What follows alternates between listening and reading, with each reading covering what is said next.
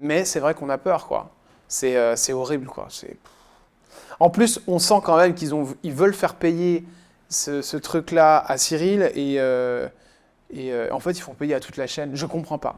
Quand on s'appelle Pile Média, on gagne combien par mois? C'est Jordan Deluxe. Et chers amis, cette fois-ci, j'ai décidé de me dévoiler à vous. C'est maintenant, je vais vraiment tout vous raconter sur les coulisses et sur ma vie. They can't see me like Houdini, move discreetly. I go poof. They can't see me like Houdini, Lamborghini. It go poof. Alors c'est parti. C'est horrible ce truc parce que je sais pas sur quoi t'entends.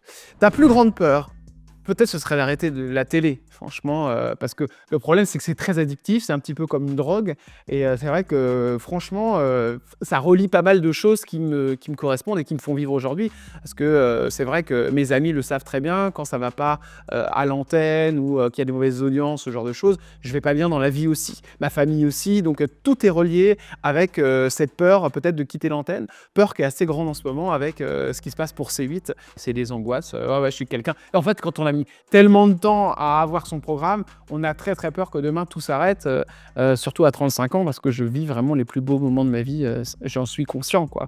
C'est très agréable, quoi. C'est-à-dire qu'avant d'arriver à être Jordan Deluxe, entre guillemets, il a fallu tellement d'années, tellement d'interviews que j'ai faites à droite, à gauche, où on me disait « Ne mets pas de papillon, enlève-le, c'est pas bon, Jordan Deluxe, c'est ringard, tout ça ». Bon, aujourd'hui, je pense peut-être avoir un petit nom dans ce métier. Et puis j'ai le plaisir de rencontrer des gens dans la rue qui me disent bonjour, qui me disent qu'ils m'aiment bien et qu'ils aiment ce que je fais. Donc perdre mon programme, perdre l'antenne, ce serait vraiment, c'est la chose qui me fait le plus peur aujourd'hui. Évidemment, il y a la maladie, il y a tout ça, mais l'antenne, voilà, c'est... Moi, quand je suis malade ou quand c'est impossible que je ne fasse pas l'antenne, c'est impossible. Toujours, c'est quelque chose qui me fait trop de bien, quoi. Je peux venir pour n'importe quelle raison faire de l'antenne ou une interview, quoi. Si tu pouvais partager une nuit torride avec une célébrité, qui choisirais-tu? Oh, franchement, alors là, peut-être j'en prendrais deux. Je vais prendre un homme et puis je vais prendre une femme, ok? On va commencer peut-être par une femme. Alors non, mais ça... non, mais en ce moment, je suis un peu en boucle, mais je sais pas pourquoi, mais c'est sur Julia Vignali. Je trouve qu'elle est très belle. Oh, la pauvre, elle va se dire, mais c'est pas possible, il veut... Non, mais Julia Vignali, j'adore. Je la trouve magnifique. Pascal de la Tour du Pin, avec laquelle je travaille, j'adore. Et il y en a une troisième, c'est Claire Chazal. Je sais pas pourquoi, j'adore aussi. C'est un côté un peu autoritaire. C'est bizarre, hein, je dois avoir un problème avec ça. Et une nuit torride, je vais prendre 3 animateurs télé. Qui sait qu'il y a de pas mal en animateurs télé? Hugo Manos qui venait nous voir. Mais bon, je crois qu'il est pris avec Laurent Ruquier, hein. Il y avait aussi, qui c'est qui est pas mal? J'ai plus de mal, dis donc, les animateurs. Oh, bah, on prendrait bien un danseur de danse avec les stars. Mouillerac, Jordan Mouillerac, pas mal. Hein, personne dit non, je crois. Là, j'en ai que 2 qui viennent. Hein. Je suis désolé, j'en ai pas la troisième. En tout cas, oui. Franchement, voilà. Mais je suis quand même plus gonzesse, mais et plus âgé que moi. Je sais pas pourquoi. C'est bizarre. Certaines bonnes raisons quand même. Hein. Ça va être encore un truc lié à l'enfance. Ça, faudrait que je me fasse une psychologie, moi. Si une boule de cristal pouvait te révéler quelque chose, que voudrais-tu savoir? Ah, j'aimerais bien savoir là où je serai dans 10 ans. Ça me ferait très plaisir. Savoir si je suis encore là, si je fais encore de l'antenne. Ça, c'est vraiment quelque chose qui me ferait plaisir. Et puis, ça me ferait plaisir aussi de savoir si ma grand-mère, que je n'ai jamais connue, est fière de moi et si elle veille sur moi. J'ai l'impression des fois qu'elle est là. Et j'y pense souvent. Elle est d'ailleurs dans mon livre que j'ai écrit. Donc voilà, j'ai pas eu le plaisir de la rencontrer parce qu'elle est partie avant que je naisse, mais voilà, c'est quelqu'un que je pense beaucoup, Mamie Louise. Voilà, j'aimerais bien savoir ce qu'elle pense de moi. Si tu pouvais être invisible pendant une journée, que ferais-tu? C'est une bonne question, ça. Je pense que j'irais voir un peu ce qui se passe dans les autres chaînes concurrentes. En fait, j'aimerais beaucoup savoir ce qu'on dit de moi dans les chaînes, parce que vous savez que je n'ai aucune idée de ce que peuvent penser les gens de moi. Donc j'aimerais bien savoir ce que disent les gens, mais vous voyez, un peu dans les hautes sphères, quoi. Je sais pas, par exemple, est-ce que Emmanuel Macron me connaît, par exemple, ça m'amuserait de savoir, je pense pas, mais quoique ça se trouve, il a dû voir, il va un peu regarder des programmes à droite à gauche, ça me plairait de savoir un peu ce qu'il pense, ce serait plutôt me concernant, quoi, savoir un peu qui pense quoi de moi, au niveau des politiques, tout ça, parce que je sais qu'il y a beaucoup de gens qui hésitent à venir, il y a des gens à qui on dit non, genre ne va pas chez lui, tout ça, donc j'aimerais bien savoir un peu comment ça, et puis alors souvent il y a des invités qu'on invite, ça c'est très drôle, on invite des personnalités, et donc du coup les gens sont ok quand je les ai au téléphone, et puis comme par hasard, Bertrand, mon programmateur, appelle par derrière et l'attaché de presse nous dit non, mais en fait, ils veulent pas venir. J'aimerais bien savoir ce qui se passe entre l'attaché de presse et l'invité. Parce que je pense que c'est surtout l'attaché de presse qui dit « Oh non, mais n'y va pas, il va te poser des questions à la con. » Alors que Chez Jordan, c'est une bonne émission, sincèrement. C'est pas parce que c'est moi qui l'ai créé, qui l'a produit, mais c'est 45 minutes aujourd'hui sur une chaîne de télé, 45 minutes en face-to-face. Franchement, c'est rare. Et ça permet à des personnalités comme Luc Besson, Sandrine Bonner, ou encore il n'y a pas longtemps Pierre Arditi de venir s'exprimer. Et moi, j'ai pris le parti, avec Bertrand qui est à la programmation dans cette émission, de faire un peu tout. Donc ça nous arrive autant de faire un Sénat, et ça cartonne d'ailleurs, qu'on connaissait avec Amélie, que de faire un Luc Besson, que de faire Ludovic qui est éboueur à la ville de Paris et qui a cartonné notamment lors des Jeux Olympiques, parce qu'il a porté la flamme de Paris. J'essaie de tout faire, quoi. Donc voilà, j'aimerais bien un peu savoir ce que pensent les gens de moi et essayer de comprendre des fois pourquoi il y en a qui veulent pas venir. Parce que quand je les rencontre en soirée, croyez-moi, à chaque fois, c'est « Ah non, mais oui, il n'y a pas de problème ». Et sauf que derrière, il y a d'autres personnes qui passent. Mais c'est pas grave. J'arrive toujours à les avoir à l'usure, hein, croyez-moi. Ça ne me fait pas peur. Hein. Et les attachés de presse, regardez-moi les yeux dans les yeux. Vous ne me faites pas peur du tout. Mais alors pas du tout. Et j'arrive toujours à voir ce que je veux. Parce que c'est pour les téléspectateurs et je suis prêt à tout pour eux. Si tu pouvais établir une règle que tout le monde doit suivre, quelle serait cette règle? Qu'il faut peut-être au moins une fois par jour ne pas être langue de bois. Ce serait super ça. Parce que recevant beaucoup de personnalités tous les jours, je vois qu'il y a vraiment souvent des doubles facettes, double face. Alors on a des personnalités qui vont dire des choses hors antenne et qui n'osent pas les dire à l'antenne. Donc c'est d'ailleurs comme ça qu'on arrive des fois à avoir des exclus sur chez Jordan, parce que les gens des fois se livrent un peu plus, et justement parce qu'ils vont parler hors antenne, donc je sais un peu ce qu'ils pensent.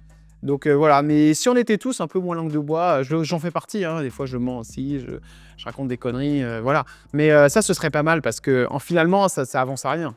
Et puis, quand on ment, il y a toujours un moment ou l'autre où on se fait avoir. Allez, une petite pimentée, ça va faire du bien, ça.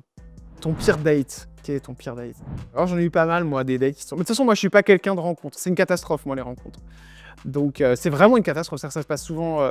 déjà, je suis incapable de draguer. Je sais pas du tout comment faire. Donc, quand j'étais encore dans ce mode de drague et compagnie, j'envoyais quelqu'un. Bon, tu peux aller voir cette personne qui me paraît sympathique. Et en général, ça se passe plutôt... Non, ça se passe bien, mais en fait, le problème, c'est que maintenant, avec la petite notoriété que j'ai, de toute façon, s'il y a une relation de séduction, ça peut pas fonctionner, parce que la personne, très vite, va se dire « Ah, mais oui, mais c'est toi qui fais l'interview, les machins. » Et donc là, c'est fini. Alors là, après, tu parles de ton émission, de ton travail pendant 2 heures. Hein. Donc voilà, il faudrait que ce soit un peu à armes égales, c'est-à-dire... et voilà, bon, pour l'instant, c'est pas d'actualité de toute manière, puisque je suis avec quelqu'un depuis bientôt 4 ans. Donc voilà, avec des hauts et des bas, j'en parle dans mon livre d'ailleurs, parce que je suis pas le meilleur compagnon qu'il puisse y avoir, c'est vrai. Je fais aussi des fois des conneries.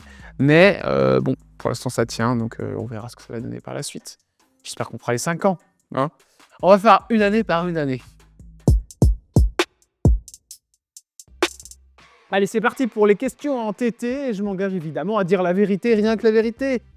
Originaire de Bretagne, dans une famille éloignée du monde, de la télévision, qu'est-ce qui a éveillé en toi le désir de faire des interviews? Ah, il y avait pas mal de choses en fait qui me donnaient envie, c'est-à-dire que je regardais souvent les émissions de Mireille Dumas et puis aussi de Marc-Olivier Fogiel. Et puis, je trouvais que c'était un monde fascinant où souvent les personnalités que j'aimais, et c'est un petit peu ça que j'explique aussi dans mon livre « À quoi tu sers », eh bien, venaient à ma rencontre quelque part dans cette période compliquée pour moi, et je me suis un peu retrouvé là-dedans. Donc, ça me faisait plaisir de voir des gens que j'aimais se faire interviewer sur leur vie, ce qu'ils étaient. Moi, ça me permettait de me sortir de ce monde un peu de harcèlement où j'étais à l'école. C'était un peu compliqué. Donc, c'est comme ça que ça m'a donné envie de faire des interviews. Et puis, en fait, ce qui s'est passé, c'est que j'avais pas forcément envie de faire des interviews au début. Mais je me suis rendu compte que ça fonctionnait, que les questions que je posais faisaient un peu de bruit. Donc je me suis dit, bah, je vais continuer. Donc voilà, mais ce n'était pas du tout une vocation au départ. Ma vocation, c'était surtout découvrir ce milieu qui me fascinait. Durant ton enfance, tu as souvent été la cible de critiques, dont les phrases dures comme « à quoi tu sers ?» De tels mots peuvent laisser des traces profondes sur la confiance en soi. Comment ces remarques ont-elles résonné en toi à l'époque et en quoi ont-elles influencé ta carrière ainsi que la perception que tu as de toi-même aujourd'hui? C'était un peu difficile parce qu'en fait, ces remarques m'ont fait beaucoup de mal. Elles ont construit en moi peut-être un personnage que j'utilise un peu aujourd'hui avec mes questions, notamment les questions cash où je pose des questions sans filtre. Parce qu'en fait, j'ai tellement été réduit à néant quand j'étais petit que maintenant, j'ai plus trop peur.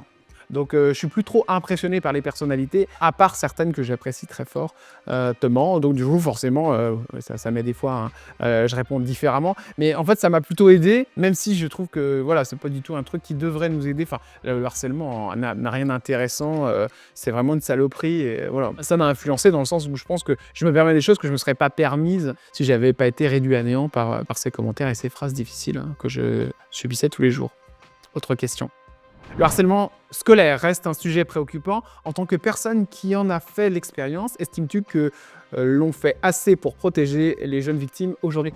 Je trouve qu'on en parle pas mal, mais bon, on n'a pas vraiment de solution en fait. Mais en fait, il n'y a pas de solution, c'est ça le truc. La solution, c'est l'éducation des parents envers leurs enfants. C'est ça la solution. Mais les parents, le problème, c'est qu'ils laissent faire de plus en plus n'importe quoi à leurs enfants.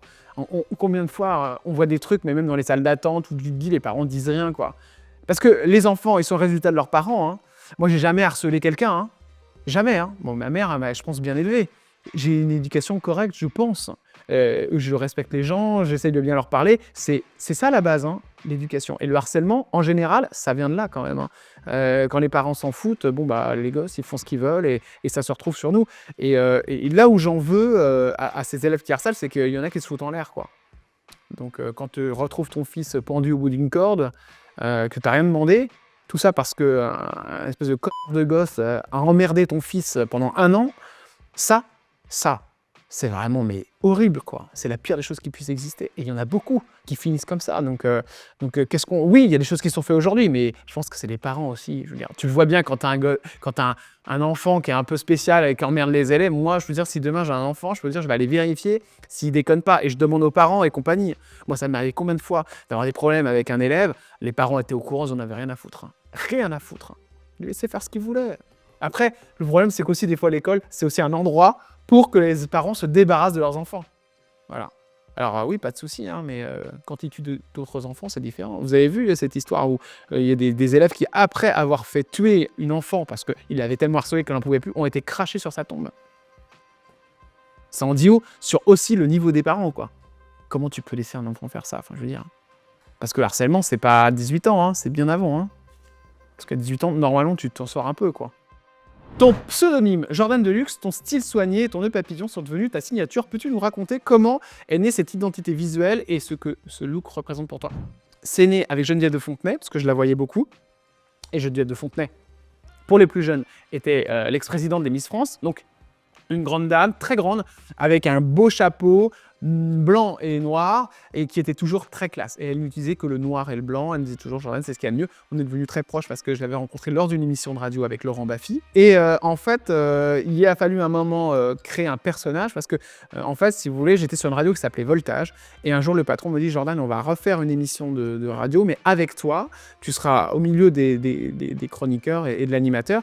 Et on va t'appeler Voltageman. Et moi, j'ai dit au mec, j'ai dit, mais écoutez, vous pouvez pas m'appeler Voltageman, quoi, parce que moi, je vais pas m'appeler toute ma vie Voltageman, puis j'avais pas envie qu'on m'appelle comme ça dans la rue si jamais on me reconnaissait. Et donc du coup, je lui ai dit, écoutez, attendez, demain matin, je vous donne mon nom de famille, mon nouveau nom de famille. La soirée se passe, et puis une copine m'emmène au McDonald's. On dîne ensemble, et puis à un moment, il y a une serveuse qui arrive, et puis qui commence à servir tous les burgers d'une manière un peu étonnante, parce que je pense qu'elle faisait une école de théâtre. Et puis elle me sort, elle me dit, voilà, vous avez le Big Mac, vous avez le Royal Cheese, et puis le dernier, puis elle a sorti 3 mots qui m'ont vachement touché. Il est pas cher, il est populaire, il restera toujours à la carte, c'est le Royal Deluxe. Et là, je me suis dit, c'est pas mal ça, Jordan Deluxe. Donc du coup, j'ai séparé Deluxe, j'ai mis une petite... comment on appelle ça d'ailleurs? J'ai oublié. Bon bref, j'ai séparé de luxe. Et j'ai déposé ça. Et le lendemain, j'ai dit au patron, écoutez, je vais m'appeler Jordan Deluxe. Et il se trouve que le nœud papillon, ça collait bien aussi avec ma façon d'être. Parce que quand j'étais petit, je me faisais emmerder, notamment à cause de ça quand j'étais petit, c'est que j'avais tout le temps des petits blazers. J'adorais ça. Et puis ma mère me mettait toujours des petits nœuds papillons quand j'étais petit. Et le X, en fait, ça fait un X, en fait, le nœud papillon. Donc je trouve que tout collait bien. Et puis Geneviève de Fontenay était ravie. Et comme elle comptait beaucoup sur la présentation, elle dit, bah, je vais le faire. Et d'ailleurs, les personnes âgées qui me regardent, je n'ai quand même pas mal de seniors, ce sont des gens qui, en effet, aiment bien ça. Et je trouve que quand on est à la télé, c'est normal de bien se présenter, c'est important. Dans ton livre, tu mentionnes avoir failli tourner dans Les Choristes à l'âge de 14 ans. Peux-tu nous raconter cette expérience et ta passion pour le cinéma? Avec le parcours que tu as construit dans le monde de la télévision, envisages-tu un jour de t'orienter vers le cinéma? Voilà, alors les choristes, en effet, je devais faire le casting. D'ailleurs, je l'ai passé. Je me souviens, c'était une certaine Agathe qui passait le casting. On est monté à Paris avec ma mère. Je crois que c'est ma mère qui m'avait inscrite d'ailleurs, qui m'avait inscrit. J'arrive et je passe le truc. Et c'est vrai que je me souviens, c'était dans un petit endroit très sympa, enfin un peu lugubre d'ailleurs, mais et il fallait donner des phrases. J'avais donné les phrases avant que Jean-Baptiste Monnier les donne à l'antenne, forcément, puisque j'avais déjà tout le scénario, le texte. Et la fille, en sortant, en fait, m'a fait comprendre que c'était plutôt très bien parti. Et je me souviens du bonheur que j'ai eu, parce que c'est une des premières fois que je montais à Paris à ce moment-là. Et quand je suis rentré chez moi, je me suis mis dans le truc, je me dis, waouh, c'est bon. Et je me souviens toute ma vie de ce mail que j'ai reçu de cette fameuse Agathe qui me disait que finalement, je n'étais pas pris, mais j'étais très bon ou je n'étais pas pris. Et ça a été pour moi, mais terrible, quoi. Et je me suis dit, bon, le film ne va pas faire beaucoup d'entrées, il passera comme ça à l'as. Bon, vous connaissez le succès des choristes. Donc j'étais tellement furax de ne pas être dans ce film que je me souviens avoir récupéré tous les pancartes publicitaires de les choristes et je mettais ça dans ma chambre, j'en mettais partout. Du coup, je m'étais dit, bon, tant qu'à faire, assumons. Et dès que j'avais un copain qui venait chez moi, il me dit, mais c'est quoi toutes ces pancartes des choristes? Je dis oui, parce que je devais être dans le film. En fait, je devais jouer un rôle. Alors, je ne sais plus exactement quel était le rôle, mais c'était autour de Jean-Baptiste Monnier. Et la raison pour laquelle je n'ai pas été pris, en tout cas ce qu'on m'a dit, c'est qu'en fait, ils avaient créé l'équipe, donc c'était plutôt bien parti pour moi. Mais Christophe Baratier, qui a produit ce film, est tombé sur une église où il y avait des enfants qui chantaient et il y avait une chorale qui lui plaisait et il a dit, je prends la chorale. Et donc du coup, bah, évidemment, comme je n'étais pas chanteur, ça n'a pas fonctionné pour moi. Dommage. Et d'ailleurs, j'aimerais bien recevoir Jean-Baptiste Monnier. Pourquoi pas? Ça peut être sympa. Tu interviews de nombreuses personnalités. Peux-tu partager une rencontre particulièrement marquante, tant sur le plan positif que négatif? Et lorsque cela se passe mal avec un invité, comment fais-tu pour gérer la situation? Bah, c'est bien parce que ça vient d'arriver. J'ai eu deux rencontres compliquées en 3 semaines à peu près d'écart. La première, c'était 2 filles de Secret Story qui avaient fait l'émission et qui sont venues. Alors, c'était très, très drôle. Donc, vous les connaissez forcément. Hein, si vous avez regardé Secret Story, ce sont deux femmes qui sont ensemble. Elles viennent pour faire l'émission. Et c'est très, très drôle parce que donc elles sont connues parce qu'elles ont fait Secret Story. Eh bien, à la fin de l'émission, elles m'ont dit qu'apparemment, elles ne voulaient plus que l'émission soit diffusée parce que j'avais parlé de Secret Story. Alors qu'elles sont connues parce qu'elles ont fait Secret Story.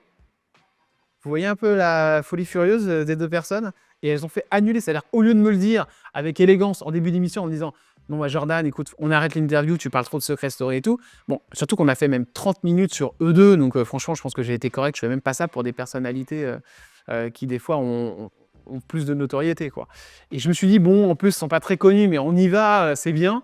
Je voulais les mettre en avant. En plus, je trouvais intéressant 2 femmes qui parlent ouvertement de leur sexualité et tout. Et parce que j'ai fait 20 minutes sur Secret Story, qui est la seule raison pour laquelle elles sont connues, parce qu'elles sont sur TikTok, mais avec ma petite notoriété, j'ai plus d'abonnés que d'eux. Donc, il y a un moment, je veux bien, mais bon, elles ont fait annuler l'émission. Et moi, ce qui m'a énervé là-dedans, c'est pas qu'elles fassent annuler l'émission, c'est qu'elles respectent pas l'équipe. Parce qu'il y a un programmateur, moi je le paye. Hein. J'ai aussi payé une maquilleuse. Vous savez combien ça coûte? Une émission, ça coûte très très cher, hein, si elles me regardent là toutes les deux. Et je trouve ça totalement indécent. Et moi, en pratiquement 3 ans d'émission, aucun invité ne m'a fait ça. J'ai eu aucun invité. J'en ai un qui me l'a fait, c'est Jean-Jacques Debout. Et il a refait l'émission l'année dernière. Parce que c'est quelqu'un qui a du respect et qui sait ce que c'est que de faire une émission. On peut ne pas s'entendre, mais dis-le en début d'émission, ça va pas, quoi. Donc, je l'ai vraiment mauvaise, celle-ci. Bon, vous allez me dire, vous voyez certainement pas qui c'est parce qu'elles sont totalement inconnues. Et si je m'étais laissé vraiment aller, franchement, je leur aurais envoyé l'addition d'art. Combien ça coûte une émission? Et ça coûte très cher. Hein. Ça coûte plus de 6 000 € à faire. Hein. Donc voilà, mais c'est pas grave, c'est comme ça. Positif, il y en a plein. Non, j'ai bien aimé Christina Cordula qui est venue il y a pas très longtemps nous voir. Très très sympa, très drôle. Il y a des invités des fois qui se révèlent aussi pendant l'émission, qui sont plutôt... tu sais pas trop comment ils sont dans la vraie vie ou à travers l'écran. Et puis quand ils arrivent, j'ai reçu un mec il y a pas trop longtemps, Dédé, chien très sympa aussi, qui aucune notion de la notoriété qu'il a, alors que c'est un mec qui est quand même très connu, qui s'appelle Olivier Sadadin, que j'aime beaucoup. Donc voilà, et les bonnes surprises, c'est des gens comme Laurence Boccolini, qui l'émission s'arrête parce que, je sais pas, il y a un problème. Elle revient faire l'émission, quoi, par exemple. Ça a été le cas aussi avec Anne-Claire Coudray, qui est la présentatrice du 20h de TF1, et qui est revenue faire l'émission plusieurs fois, et ça m'a fait plaisir. Donc, vous voyez la différence entre deux personnes totalement inconnues de Secret Story qui vous disent « Ah bah non, on annule l'émission parce qu'on a parlé trop de l'émission qui les a fait connaître » et une Anne-Claire Coudray qui est au JT de TF1 du 20h et qui revient parce que l'émission n'a pas été enregistrée et en l'occurrence, c'est de notre faute, elle revient. Voilà. Laurence Boccolini aussi, bon, vous voyez, bon voilà. Il y a les vraies stars et puis les fausses.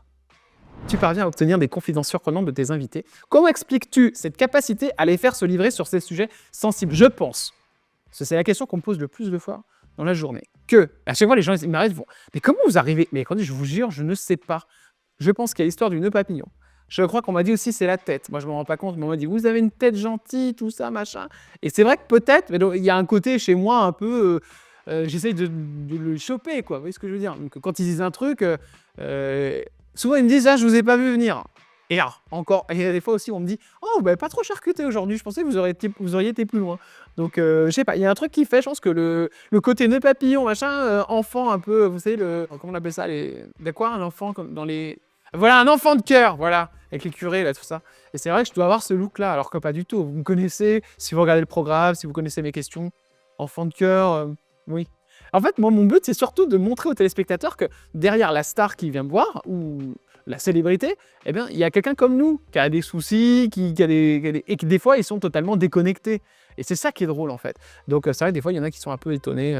Donc, voilà. Mais je pense que le costume, il fait pour beaucoup, parce que c'est comme un personnage, quoi. On inverse les rôles avec 3 questions cash pour Jordan Deluxe. Ah, bon, je suis sûr que vers le pognon, allez, on parie combien? Combien gagnes-tu avec une de tes interviews? Et te considères-tu comme quelqu'un de riche? Alors, je gagne exactement parce que j'étais à 5 000 € net et je suis aujourd'hui à 6 000 € net. Donc, j'ai été augmenté depuis l'année dernière. Je gagne 6 000 € net, ce qui est très bien. Pour le métier que je fais, hein, franchement, j'ai de la chance. Après, sur un programme comme le mien, à peu près, une personne avec une notoriété un petit peu plus haute gagnerait à peu près dans les 10 à 13 000 € par mois. C'est à peu près ça dans le milieu de la télé. Alors moi, je vais vous dire, l'argent, évidemment, c'est important. Moi, je dépense dans n'importe quoi. Donc, je suis vraiment un panier percé, mais c'est limite... maladif, hein. Je me suis d'ailleurs posé des questions, je sais pas pourquoi, bon c'est mon truc à moi, c'est-à-dire que dès qu'il y a un truc à la mode qui sort, là par exemple je me suis acheté récemment un rétroprojecteur qu'on peut mettre dans tous les sens, qu'on peut emmener en vacances, alors que je ne vais jamais très rarement en vacances, mais c'est pas grave, je suis content avec ça. Donc voilà, j'ai beaucoup dépensé dans des conneries, mais j'aime bien le high-tech, les nouveaux casques, tout ça. Donc voilà, les restos aussi, ça c'est devenu un truc, d'ailleurs j'étais obligé de faire un régime parce qu'à un moment je commençais à enfler, c'était quelque chose, un vrai ballon. Donc voilà, quelqu'un de riche, non, t'es pas riche avec 6 000 € par mois, surtout quand on dépense le double, ce que j'ai beaucoup fait. Donc voilà, il y a un moment j'ai acheté des jolies montres que j'ai mis à la banque, au coffre à la banque, parce que ça m'a fait peur avec tous les cambriolages là. Donc voilà. D'ailleurs vous pouvez venir parce que je sais qu'il y a beaucoup d'histoires de cambriolage en ce moment. Il n'y a rien chez moi, donc voilà, il y a moi. Vous me trouverez moi dans mon lit. Voilà, chers amis cambrioleurs, si vous voulez passer me voir, mais il n'y a vraiment rien et j'habite un tout petit appartement, donc voilà. Donc tout est à la banque et je les sors rarement en plus, donc voilà. C'est pas le bon plan, voilà. Mais vous pouvez passer me voir, je vous accueillerai avec une belle petite bombe lacrymogène. Bon, as-tu regretté une question posée à un invité? Oui, j'ai regretté une question que j'avais posée à un invité qui s'appelle Chevalier Las Palais, donc c'était Chevalier. Et je lui avais demandé ce qu'il pensait de Marine Le Pen et je savais qu'il l'aimait beaucoup. Il en a parlé ouvertement et le problème, c'est qu'en fait, ça lui a causé des problèmes derrière. Bon, il l'avait déjà dit dans une interview, mais évidemment, sur C8, c'est plus puissant. C'était pas C8 d'ailleurs, c'était Téléstar. Mais bon, ça a fait un bazar pas possible. Après, il a perdu des dates, donc ça m'a un petit peu, ça m'a chagriné pour lui. Je l'ai revu il y a pas longtemps. Il m'a dit, allez, c'est OK, je viens faire l'émission. Il était OK pour faire l'émission. L'attaché de presse lui a dit, non, ne le fais pas. Quoi vous dire? Les attachés de presse qui souvent sont des personnes qui rêvent de faire de la télé, mais qui, parce que ça n'a pas marché ou parce qu'ils n'ont pas le talent, bloquent les gens juste pour nous emmerder, nous, animateurs. Mais bon, encore une fois, on arrive toujours à avoir qui on veut au final. Qu'importe. Et surtout, c'est très important aussi, on évolue. Je veux dire, c'est pas parce qu'aujourd'hui on est des petits que demain on ne peut pas être des grands, quoi. Enfin, je veux dire, les personnes d'aujourd'hui sont peut-être les gens de demain aussi, je pense. Donc bon, mais ça c'est toute une histoire. Les attachés de presse, je pouvais vous en parler pendant 6 heures. Quand tu te regardes en tant qu'animateur, qu'est-ce que tu aimes et qu'est-ce que tu changes? Alors, je me regarde des fois, souvent parce que j'ai des fluctuations de poids. Donc, des fois, je me regarde, je dis, ah, c'est pas mal, j'ai maigri. Mais pas trop sur le contenu, en fait. Je me trouve naturel. En fait, souvent, quand je me regarde, je me dis, oh, bah ouais, des fois, je m'aime bien. Et puis, des fois, je me dis, non, mais arrête, pourquoi tu l'emmerdes avec cette question Des fois, je me trouve trop. Que je pousse trop. Mais en même temps, dans la rue, quand on m'arrête, on me dit, Jordan, ce qu'on aime bien chez vous, c'est que vous poussez. Donc c'est ça le truc. Si j'arrête d'être ce que je suis, c'est-à-dire si j'arrête de vous emmerder, par exemple d'emmerder les invités sur le salaire ou sur des trucs un peu perso, bah je vais devenir, je l'adore, hein, mais je vais devenir Michel Drucker, c'est-à-dire je vais lisser toutes mes questions. Et mon but à moi, c'est surtout de ne pas être un autre animateur. Moi j'aime beaucoup Jean-Marc Morandini, j'aime beaucoup Cyril Hanouna, j'aime beaucoup Marc-Olivier Fogiel, j'aime bien Ardisson, malgré ce qu'il a dit sur C8, parce qu'il a dit qu'il était content que C8 s'arrête, j'ai trouvé ça dégueulasse, mais j'aime quand même l'homme et j'adore ses interviews, évidemment. Ces gens-là ont une patte, quelque chose, vous voyez. Donc, et ce petit quelque chose, c'est leur audace, leur pugnacité et leur façon de poser des questions. Geneviève de Fontenay a été ta marraine en télévision et a marqué ton parcours. Quel impact a-t-elle eu sur ta carrière ? Y a-t-il un conseil ou un souvenir particulier qui t'a profondément touché ? Alors, l'impact était énorme. C'est elle qui m'a donné une grande partie de tous les numéros de téléphone que j'utilise aujourd'hui pour inviter les personnalités. Elle disait ah, Cyril Hanouna, c'est mon filleul. Elle jouait avec ça parce que ça n'a jamais été ma marraine de télévision. Enfin, ma marraine tout court, c'était ma marraine de télé. Donc, on a joué un peu avec le côté marraine. C'est vrai que Cyril, quand je lui disais, quand elle lui disait c'est mon filleul, du coup, il se disait bon, c'est de la famille, c'est Geneviève.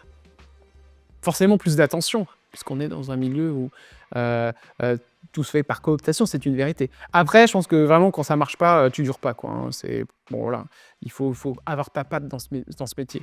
Et y a-t-il un conseil ou un souvenir particulier qui t'a profondément touché ? Oui, elle m'a toujours dit, Geneviève de Fontenay, change pas de look, parce que être présentable en télévision, bien s'habiller, faut pas en avoir honte. Et c'est vrai qu'aujourd'hui, je vois certains animateurs qui s'habillent de manière, des fois, je me dis, mais comment ils peuvent venir... Enfin voilà, quoi, il y en a qui... Pas la nôtre, mais il y a des chaînes, je me demande, quoi, je me dis, ils sont limite en t-shirt, quoi, je comprends pas, quoi. T'es un animateur télé, t'es là pour vendre du rêve. Moi, j'ai le souvenir d'émissions télé que j'ai vues avec Dalida, alors c'était il y a bien longtemps, hein, mais qui vient en robe de soirée, tout ça. Les animateurs, les émissions avec Jean-Pierre Foucault, tout ça, la petite cravate, mais putain, c'est sympa, quoi. Les animateurs télé ne faites pas d'émissions en t-shirt, quoi, à part c'est une émission de sport. Mais par pitié, venez, voilà. Je trouve que Cyril, par exemple, il ose tout, mais vous voyez, à des fois, il met des petits costumes. Là, en ce moment, il met des petits costumes au moment où je vous parle. Et il y a des fois, bon, il les a fait en t-shirt. Moi, je suis pas fan, mais je veux dire, il a une recherche dans le vêtement, quoi. Ça, j'aime bien, quand tu oses. Il y a des animateurs télé, c'est tout le temps en t-shirt, en machin, je comprends pas, quoi. Je veux dire, pour moi, c'est la moindre des choses d'être présentable devant les téléspectateurs, quoi. Donc voilà, quoi. Et un souvenir qui t'a profondément touché, oui, c'est ça. C'est un souvenir... Oh, ça doit être un des derniers souvenirs que j'ai vécu avec Geneviève de Fontenay, c'est-à-dire quand j'allais la voir chez elle, à Saint-Cloud. Et c'est vrai que le souvenir que j'ai le plus terrible, c'est la solitude qu'il y avait chez elle. On sentait qu'elle était très, très seule. Et c'est vrai que la voir sans chapeau, dans sa robe de chambre, d'un coup, on voit une personne âgée, quoi, normale. Donc ça m'a un peu attristé de la voir comme ça. Parce que je me suis dit, bon, finalement, vous savez, quand les lumières s'arrêtent, quand cette caméra s'arrête, vraiment, on reste seul. Hein. Donc c'est pour ça que je dis, on est vraiment dopé à la télé, c'est qu'on aime tellement ça et ça nous fait tellement bien que forcément, on a toujours envie d'y être. Mais quand ça s'arrête, voilà, c'est difficile. Cyril Hanouna a rédigé la préface de ton livre et a joué un rôle clé dans ta carrière. Peux-tu nous parler de sa relation avec lui aujourd'hui, avec les récentes polémiques autour de Touche pas mon poste et la décision de l'Arcom concernant C8 ? Comment envisages-tu l'avenir de ton émission, qui est aussi diffusée sur cette chaîne ? C'est la première fois que je vais en parler, parce qu'on n'en parle pas. Je vais vous parler déjà de la relation avec Cyril, et puis après je vous parlerai de ce qui va se passer pour la suite de C8. Alors Cyril, donc c'est une personnalité très, très étonnante. Alors je vais vous dire, je ne sais pas trop qui c'est. Et à la fois, je sais qui c'est. Et j'ai une relation très particulière. C'est-à-dire, des fois, on peut s'envoyer plein de messages. Et d'un coup, pouf, plus rien. Mais à chaque fois, les chroniqueurs me rassurent et me disent « Oh, t'inquiète pas, c'est normal, c'est Cyril. » Mais même les gens avec qui je travaille, qui sont à H2O, parce que je travaille dans les mêmes locaux que Cyril, donc son bureau est juste en face de moi, et à gauche, j'ai le bureau de Lionel Stan, son bras droit. Il y a pas de voilà. Des fois, il parle, des fois, il parle moins. C'est un être, en fait, très attachant. Moi, il m'a beaucoup aidé parce que c'est lui qui m'a mis à l'antenne. Pour la petite histoire, un jour, il y avait une histoire de nœud papillon. On devait m'enlever mon nœud papillon. Et il a dit: «Ah, très bien, on veut enlever le nœud papillon de Jordan, mais je le mets sur C8». Et il a pris cette décision avec Franck Apieto, qui est le patron de C8. Et donc, du coup, je me suis retrouvé à l'antenne comme ça en 2 secondes, grâce à Cyril Hanouna et aussi Jean-Marc Morandini, qui m'avait bien emboîté le pas, on peut pas dire le contraire, sur une chaîne qui s'appelait Non-Stop People, mais qui avait disparu. Et en fait, j'ai remarqué un truc quand même, Cyril. C'est que dès qu'on parle travail, hop, beaucoup moins de messages. Mais dès qu'on est dans le perso, où ça va, ou machin, là, ça va. Là, ça va. Mais c'est normal, tout le monde lui parle de taf. Vous savez, être Cyril Hanouna, c'est pas facile aujourd'hui, en 2024, bientôt 2025. Tout le monde l'arrête, il peut pas faire un pas dans la rue, voilà. Mais j'ai quand même... Enfin, j'ai des moments, j'ai passé des soirées avec lui inoubliables, quoi. Donc, des soirées, des dîners, il est incroyable. Quand vous dînez avec Cyril Hanouna, c'est Touche pas à mon poste, en fait, qui met en direct juste pour vous, quoi. Donc, il suffit qu'il y en ait 2-3 avec qui il a envie de s'amuser, et c'est très, très drôle. Et c'est quelqu'un, en fait, d'assez réservé dans la vie, hein. Dans la vie privée, je trouve qu'il est assez réservé, en fait. De manière générale, il est tout dans son truc, voilà. Et il est très, très sport, il est tout le temps au paddle. De ce que je connais un peu de ses emplois du temps, voilà, quand vous voulez le voir, faut le suivre, en fait, voilà. Mais c'est quelqu'un de très, très gentil, il a beaucoup de cœur, hein. Franchement, sans lui, je ne serais pas là, ça c'est clair. Donc, Cyril, qu'importe ce qui se passe pour la suite, j'oublierai jamais ce que tu as fait pour moi. Ça, tu peux en être sûr, que ça s'arrête demain ou pas. Avec les récentes polémiques autour de Touche pas à mon poste et la décision de l'Arcom concernant C8, comment envisages-tu l'avenir de ton émission? Bah, écoutez, c'est une vraie question. On est très inquiet, ça fait partie de mes grandes peurs. Je ne sais pas du tout ce qui va se passer. Ce qui est pris n'est plus à prendre. Donc, je suis heureux, moi, aujourd'hui, d'avoir mon émission et que ça fonctionne bien. Les audiences sont au rendez-vous. Mais c'est vrai qu'on a peur, quoi. C'est horrible, quoi. En plus, on sent quand même qu'ils veulent faire payer ce truc-là à Cyril. Et en fait, ils font payer à toute la chaîne. Je comprends pas. Faire payer toute une chaîne pour des... Et en plus... Ce que je comprends pas, c'est que Cyril, il a fait peut-être des conneries. Bon, d'accord, des fois, il a peut-être été trop loin. Ok, bon. Qui n'en a pas fait en télé, hein. Mais il a payé. Je veux dire, les 1 million d'euros, 2 millions d'euros, ils les ont payés, hein. Donc, c'est quoi cette histoire, quoi? Je veux dire, je comprends pas. C'est-à-dire qu'on paye une amende, mais en plus, on te sanctionne et on sanctionne la chaîne. Mais c'est quoi le truc? C'est une mise à mort, hein, cette histoire-là. Parce que vous vous rendez compte, pour la petite histoire me concernant, moi j'arrive sur C8, c'est un bonheur pas possible. C'est une chaîne qui me révèle. Je suis vraiment bien. En plus, Cyril m'invite, on fait des émissions. Et là, peut-être que tout va s'arrêter, quoi. Donc, j'ai pas du tout envie d'aller sur une autre chaîne. Moi, je suis bien, je suis heureux là où je suis. J'ai une liberté incroyable, j'invite qui je veux. Et vraiment, il y a très peu de coupures dans les émissions. Donc, on dit ce qu'on veut.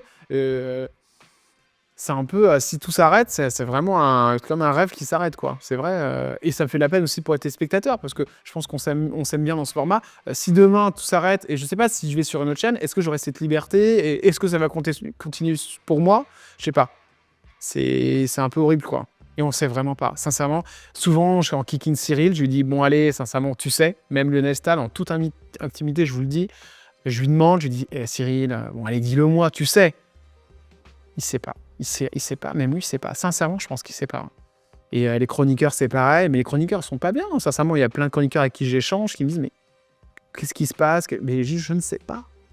Je ne sais pas. Donc voilà, on attend la suite. J'espère que ce sera positif et que on va tous se retrouver. Donc voilà. Mais en tout cas, une chose est sûre, c'est que si C8, si le groupe Canal veut qu'on continue ensemble et qu'on continue le format, notamment de chez Jordan, notamment, en effet, on m'a beaucoup parlé, j'entends des bruits de ces stars, ça avec grand plaisir. Ils savent très bien que je serai là et que voilà, je ne les lâcherai pas, parce que c'est ma famille de cœur. Et voilà, quand on vous accueille comme ça dans une chaîne, vous n'avez pas envie d'aller ailleurs, c'est sûr. Lors de ton passage en Touche pas à mon poste en 2019, une remarque sur Mathieu Delormeau, oula, a écourté ton aventure dans l'émission. Comment as-tu vécu cette mise à l'écart et quelles sont aujourd'hui tes relations avec lui? Alors, Mathieu Delormeau, sujet très compliqué. Donc je ne vais pas en parler. C'est compliqué. Est-ce que je peux vous dire? Pour pas que j'ai de soucis, je réfléchis à ce que je peux vous dire. C'est que Aujourd'hui, je n'ai plus de relation avec Mathieu Delormeau à ma demande. Je ne lui parle plus. Voilà, je tairai les raisons. Concernant Touche pas à mon poste en 2019 que j'avais fait avec Mathieu, ça s'est arrêté parce qu'en effet, je l'avais attaqué et j'aurais pas dû faire ça. Donc j'ai été maladroit. Je venais d'arriver dans la télé, je savais pas trop comment ça fonctionnait. Donc en effet, après, j'ai plus fait d'émissions. Mais après, j'ai eu chez Jordan. Donc voilà, ça m'a pas été... Et j'ai refait plein de TPMP. C'était avec Castadi, hein, c'était pas avec Cyril d'ailleurs. Donc voilà. Mais Mathieu, non, j'ai plus de relation avec lui. Et pour l'instant, vraiment sincèrement, je cherche pas à en avoir. Voilà. J'ai apprécié cette personne pendant un petit moment, d'ailleurs, puisque j'envoyais des émissions, j'envoyais des extraits, ça passait dans son émission. Mais voilà, après, il y a eu des événements qui ont fait que bon, je me suis dit, allez, il fallait mieux couper court. Voilà. J'espère qu'il va bien, qu'il va mieux. Je vous souhaite plein de bonnes choses pour la suite. Voilà. Dans ton livre, tu parles de la perception de certains attachés de presse qui te voient parfois comme l'animateur à abattre. Selon toi, pourquoi as-tu cette image? Comment fais-tu pour surmonter ces obstacles? C'est une des interviews les plus intéressantes que j'ai faites parce que c'est vraiment des questions qui me touchent et auxquelles j'ai pas encore trop répondu. Au début, je faisais tout moi-même, c'est-à-dire que c'est moi qui appelais les invités. Cette année, j'en ai parlé avec mon associé qui s'appelle Anatole. J'ai dit, écoute, Anatole, on refait une saison chez Jordan, mais je t'en supplie, on prend quelqu'un. Donc j'ai un programmateur qui s'appelle Bertrand, qui travaille avec moi, que je connais depuis longtemps parce que je travaillais avec lui sur Voltage. Et c'est quelqu'un en qui j'ai confiance, qui a repris le contact avec les attachés de presse. Et c'est vrai que moi, en fait, c'est pas mon boulot, ça. Moi, j'invite les personnalités. Je suis pas là pour faire du être gentil. Moi, ce qui m'intéresse, c'est que mon émission soit bonne. Pour que mon émission soit bonne, il faut que les invités disent des choses qui n'est pas dit ailleurs. Et on a un problème, c'est que les attachés de presse, ils veulent que les invités ne disent rien. Ils veulent que les invités soient hyper corporate. C'est tout ce que je veux pas. Moi, quand un invité vient chez moi, il se livre, il dit ce qu'il a à dire. Il a envie de raconter des choses. Vous vous doutez bien que si j'étais passé par un attaché de presse, j'aurais jamais eu Luc Besson dans mon émission. J'aurais jamais eu Pierre Arditi dans mon émission. J'aurais jamais eu Sandrine Bonner dans mon émission. Je passe en direct quand ce sont des gros... on appelle ça des gros poissons. Et vous voyez, Luc Besson, par exemple, pour la petite histoire, je l'ai appelé un jour, je lui ai dit, écoutez, j'aimerais bien vous recevoir, je vous aime bien. Il m'a rappelé, il m'a dit, bah écoutez, votre message m'a plu, donc je viens. Si j'étais passé par un attaché de presse, je les aurais jamais eu. Moi, ce que je leur reproche, c'est qu'ils font tout pour donner une image, en fait, fausse, en fait, d'eux, quoi. Mais c'est faux, ils sont pas ça. Et en plus, souvent, les invités, quand ils viennent chez moi, ils ressortent, ils disent, ah, je suis content, j'ai vraiment pu parler. Mais oui, vous avez 45 minutes pour parler. Donc venez. Il y a encore des gens qui hésitent, qui veulent pas venir, c'est dommage. Parce que c'est vraiment un programme, il n'y en aura pas tout le temps. Hein. Et ce que je dis aussi, c'est que tous les attachés de presse qui me bloquent aujourd'hui, j'ai une mémoire. Et si un jour je me retrouve sur un gros show, je dirai à ces attachés de presse, ah non, c'est trop facile. Alors, quand j'étais au tout début, tu voulais pas, et puis là maintenant tu veux me l'emmener parce que ça marche. J'espère que ça marchera un jour pour moi. Ça se trouve, ça s'arrêtera très vite. Mais en tout cas, j'ai une mémoire et je m'en souviendrai. Parce que les invités pour moi qui ne viennent pas, c'est les invités que je ne peux pas montrer aux téléspectateurs. Et c'est ça qui me blesse le plus. Parce que les téléspectateurs, s'ils regardent ce programme, c'est pas pour rien, quoi. Je veux dire, on n'est pas non plus... on ne fait pas 10 000 personnes le matin, quoi. On est une vraie émission. Et C8, c'est une belle chaîne. Donc, faut respecter ces chaînes-là qui laissent du temps aux gens qui viennent pour s'exprimer et dire ce qu'ils sont et donner une autre image d'eux. Arrêtez d'être dans le fake, il faut dire ça parce que machin, la langue de bois, c'est bon, ça suffit. On peut se parler gentiment, ça va pas détruire leur image. Et c'est aussi souvent des moments d'émotion qui est dans l'émission. On retient tout le temps, on dit oui, Jordan Deluxe, c'est les questions de salaire. Mais non, c'est 3 minutes à la fin dans les questions cash. On a d'ailleurs enlevé cette rubrique de l'argent. Avant, il y avait une rubrique que sur l'argent.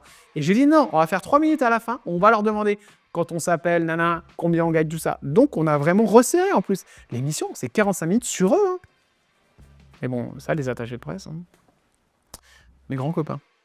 Dans ton livre, tu partages une expérience marquante de l'une de tes premières visites à Paris où un acteur t'a hébergé pour la nuit, mais cela a pris une mauvaise tournure. Peux-tu nous parler de cette situation et du message que tu aimerais transmettre aux jeunes qui aspirent à une carrière dans le showbiz pour les mettre en garde contre de tels pièges? Je vais faire court, mais en gros, je suis fait un peu avoir, mais je m'en veux et je m'en veux pas parce qu'en fait, ce qui s'est passé, c'est que je suis arrivé dans une soirée, on m'a un peu piégé parce que ce qui s'est passé, c'est que il y a une personne qui m'a dit bah, tu veux dormir chez moi, et j'avais plus de train, j'avais plus rien, j'avais pas trop de sous à l'époque, voilà, donc j'ai dit bon bah ok, je rentre avec toi. C'est un acteur qu'on connaît tous et toutes. Et à l'intérieur, quand je suis arrivé chez lui, il m'a fait boire un truc Et en fait, voilà, c'était de la drogue. Et donc, du coup, je me suis réveillé le lendemain matin avec un préservatif à côté de moi. Donc, je vous laisse imaginer ce qui s'est passé. Voilà, il est reparti. Et donc, du coup, ça m'a un peu traumatisé. Parce que souvent, des images qui reviennent. Je me souviens très bien de l'appartement d'ailleurs. Et donc, du coup, le message, c'est faites très attention parce que quand on est jeune, comme je l'ai été, parce que j'ai 35 ans, donc je m'estime plus jeune, mais à l'époque, j'avais 20 ans, on est attiré par les paillettes. C'est totalement normal, surtout quand on vient d'un petit milieu comme moi, avec des parents ouvriers. Je veux dire, c'est normal, ça nous attire, on a envie d'y aller. Et c'est vrai que ça peut faire drôle parce que quand vous vous retrouvez là-dedans, en fait, on voit pas le mal. Et voilà, donc vous faites pas avoir. Mais je vous dis ça, mais il y en a qui sont machiavéliques, quoi. Moi, j'ai entendu des témoignages hallucinants, notamment Yanis Marshall, qui est un copain qui avait fait 2 saisons, je crois, sur la Star Academy, qui a très bien parlé aussi du viol qu'il a subi par une personnalité qui jouait de son côté parce qu'il est connu. Donc faites très attention, quoi, parce que ça peut aller très très vite. Dans ton livre, tu évoques une rencontre avec Karine Le Marchand. Ah oui, qui t'a permis de comprendre qu'il existe 2 catégories d'animateurs, ceux des grandes chaînes et ceux de la TNT. Ah, ça c'est vrai. Et ça m'a vraiment fait de la peine parce qu'en plus, je l'aime beaucoup, Karine Le Marchand. Certains animateurs développent-ils une certaine prétention en fonction de la chaîne où ils exercent? Et quel regard portes-tu sur cette hiérarchisation? Alors oui, je me souviens, en fait, on venait de tourner, c'était ma première émission en plus, que je tournais sur C8, et c'était Mathieu de L'Amour est dans le pré qui nous expliquait qu'il venait de faire une rupture. Et depuis, Mathieu a eu son enfant d'ailleurs, avec une GPA, il en parle, il a fait un livre. Et en fait, ce jour-là, on diffuse l'émission, et je sais pas ce qui se passe, mais j'étais en scooter sur Paris.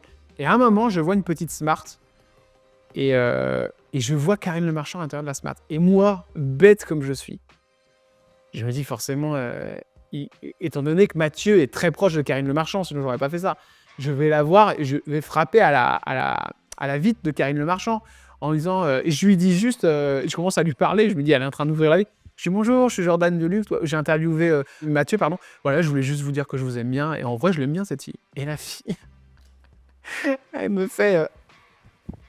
Et je vois la vitre, en fait, qui était à la moitié, hein, c'est bien si je me trompe pas. Et elle commence à remonter la vitre. Et elle me fait, non, mais je veux pas vous parler, quoi.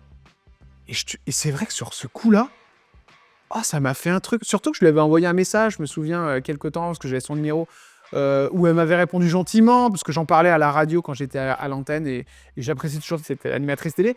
Mais ça m'avait de la peine, quoi. Je me suis dit, peut-être qu'elle m'a appris, moi j'ai mon nœud papillon et tout, donc je pense que... Voilà, mais je me suis dit, bon, waouh, quoi. Et c'est vrai qu'il y a une guerre entre elle et C8. C'est totalement con. Arrête ces guerres de chaînes qui servent à rien, c'est comme C8 et TF1, quoi. Ça me fait trop rire, quoi. J'ai les invités, on a des candidats de la Star Academy qui veulent venir faire l'émission, et TF1 qui bloque. Arrêtez, ça sert à quoi?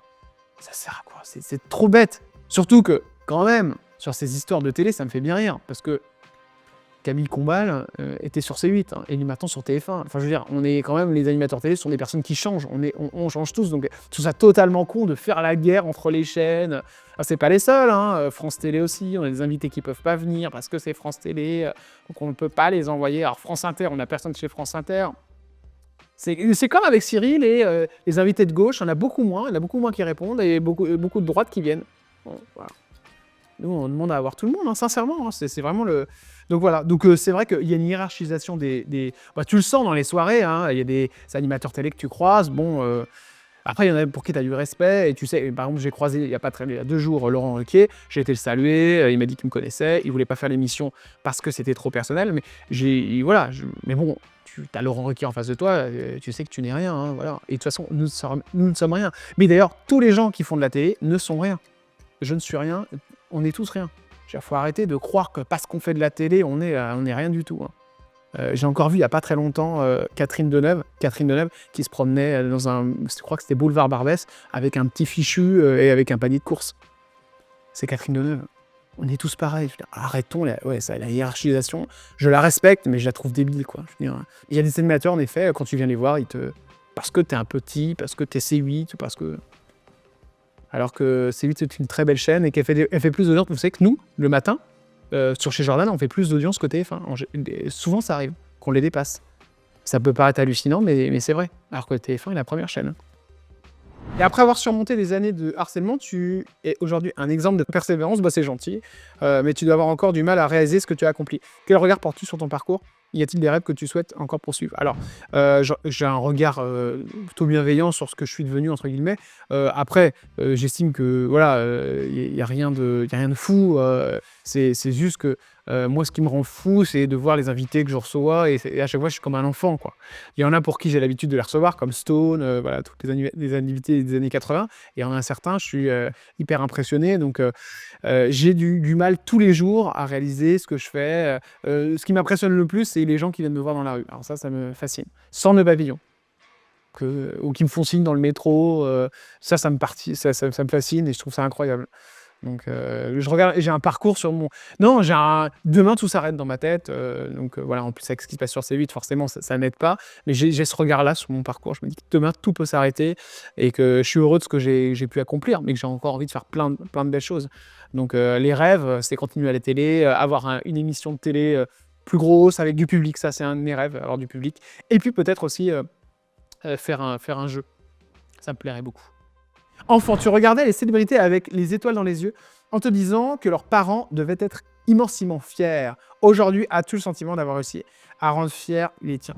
Alors oui, ma mère notamment, et mon père qui est plus taiseux, comme on dit, parce qu'ils sont de Bretagne, donc plus dans la campagne, tout ça. Mais ouais, et puis mes frères et sœurs aussi. Ouais. J'ai une grande fierté. D'ailleurs, ma mère, dès qu'elle vient à Paris, je l'emmène. L'autre fois, on a été à la soirée d'Alain Delon. Je lui ai présenté Dominique Tapie, je lui ai présenté Chantal Latsou.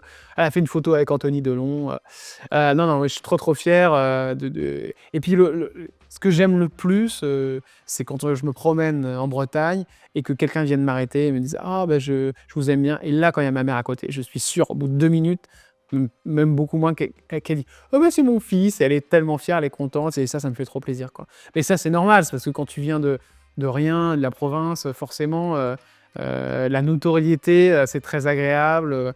Et souvent, les gens me disent dans la rue « Ça vous dérange pas de faire une photo ?» Mais arrêtez, on fait ce métier pour ça. Bien sûr que non, ça ne nous dérange pas. Au contraire. Et si une personnalité vous dit ah non, je fais pas de photos, machin, c'est que c'est un con. C'est que c'est un con. Je veux dire, quand on s'expose à la télé, on fait des photos avec les gens, on leur dit bonjour, on leur parle, c'est la moindre des choses. S'ils vous reconnaissent, c'est qu'ils vous regardent. Et s'ils n'étaient pas là, vous n'existeriez pas. Donc, je pense que la télé est une belle fenêtre ouverte sur le monde et qu'elle nous permet à nous d'être exposés modestement aux gens et que la moindre des choses, c'est de leur dire bonjour, de parler avec eux. Et moi, je parle beaucoup à des téléspectateurs sur Instagram, sur Facebook. S'ils sont pas là, demain, il n'y a plus d'audience, il n'y a plus rien. Donc merci, je vous aime et merci pour ce que vous êtes. Et n'hésitez jamais à aller voir une personnalité quand vous la croisez. Et elle est obligée de faire une photo. Bien sûr, c'est normal. Même si elle est de mauvaise humeur, elle l'a fait. C'est comme ça. Vous vous rendez compte les privilégiés qu'on est? On est payé pour faire de la télé. On est payé pour mettre notre cul sur une chaise et poser des questions à des gens ou faire des films ou faire des émissions de télé, de radio. Mais voilà, on est très bien payé en plus pour faire ça. La moindre des choses, c'est de vous dire merci quand on vous croise et de faire une photo avec vous. C'est la moindre des choses. Vraiment, je vous embrasse.